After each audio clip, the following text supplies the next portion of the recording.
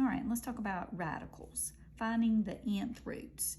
We have that n equals 3, and n is going to be our index, and our radicand is going to be negative 27. So there's two ways to write this. One would be to write it with the cube root. There's the index. It goes in that little hook of the radical, and then the radicand goes up under the radical of negative 27.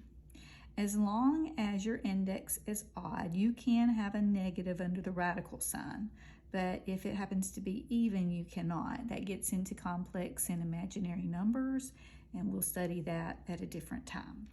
So this is asking you, what do you multiply by itself 3 times to get negative 27?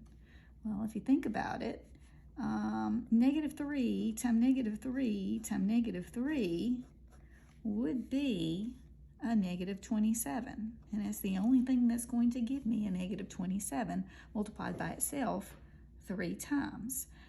So the answer would be negative 3. There's another way to write this. You may see negative 27 written as an exponent that is a fraction, like that, negative 27 raised to the 1/3, and that's still got the answer of negative 3. Now let's look at one that has an even exponent. This will be the 4th root of 16.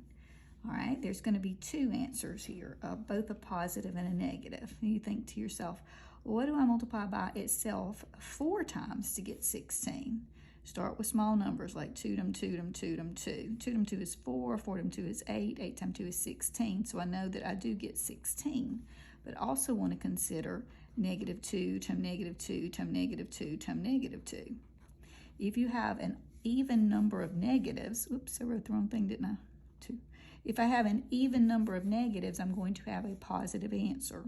So it's going to be 16. So there's really 2 answers to this one, positive or negative 2.